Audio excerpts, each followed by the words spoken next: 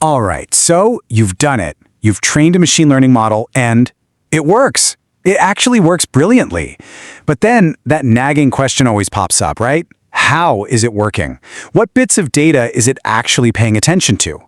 Well, we're going to dive into a really simple but honestly profound experiment that helps us answer exactly that.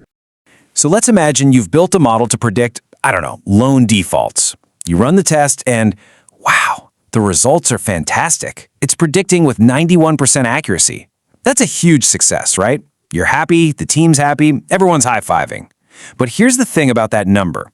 As impressive as it is, all it tells you is what the model does. It tells you nothing about why.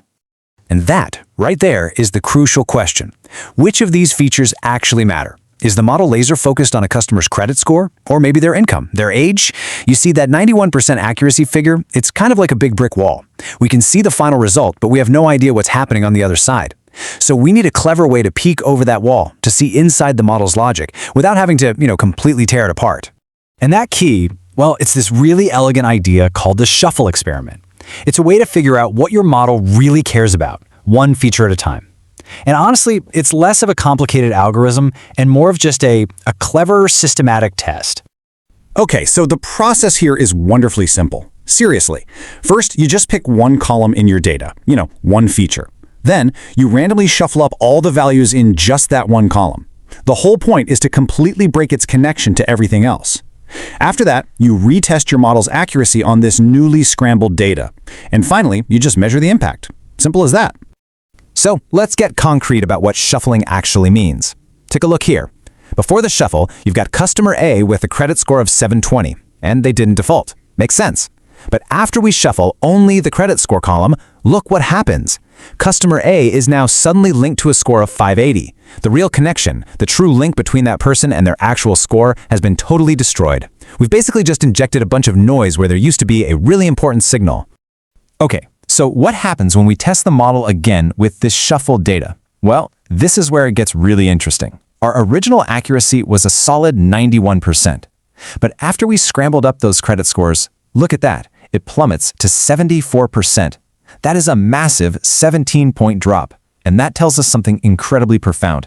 Our model was leaning heavily on that credit score feature.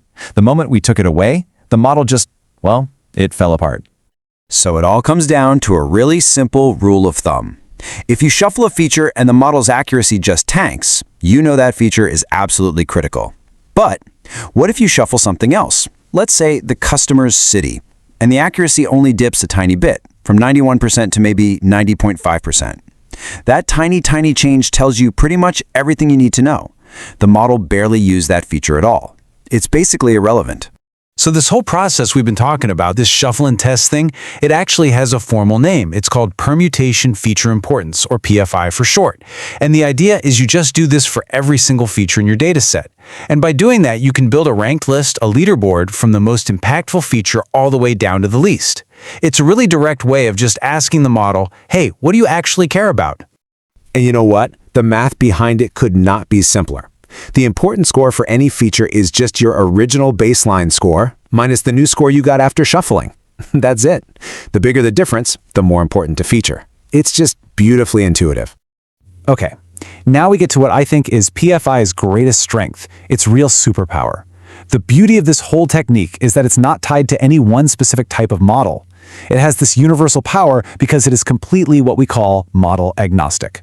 I mean, it doesn't matter what you've built. A simple linear regression, a complex random forest, one of those powerful boosting models like XGBoost, or even a deep neural network. It doesn't matter.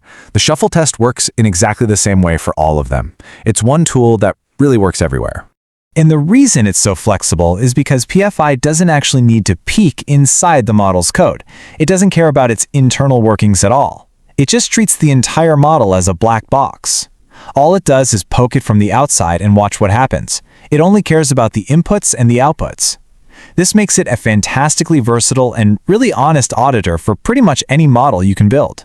But like any powerful tool, this one has a catch, the hidden weakness, a vulnerability that you absolutely have to be aware of, or you could get some really misleading results. I like to call it the correlated features trap.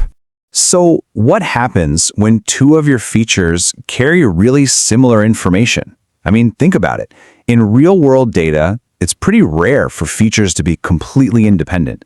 More often than not, they're linked, right? They carry overlapping, kind of redundant information. So what happens then? Well, this is exactly where the shuffle test can get tricked. Okay, let's take a classic example. Income and education level. These two are often super correlated. Now imagine we shuffle the income feature. The model isn't left completely in the dark because it can still look at education level and make a pretty good guess. It can compensate for the information it just lost. And the result? The accuracy doesn't drop nearly as much as it should, which makes income look way less important than it actually is. And of course, the exact same thing happens in reverse when we shuffle education. And this leads to a really dangerous conclusion. The shuffle test might tell you that both income and education are, on their own, not that important. But the reality is that, together, the information they carry is absolutely vital to the model. They essentially mask each other's true value from the test. All right, there's one last really crucial point we need to cover. It's about understanding the scope of what PFI is actually telling you. It's about the whole picture versus the individual pieces. You see, PFI gives you a global explanation. It tells you which features matter most, on average, across the entire data set of, say, thousands of customers. What it cannot do is give you a local explanation. It can't tell you why one specific person, say customer B, was flagged as a high risk for defaulting.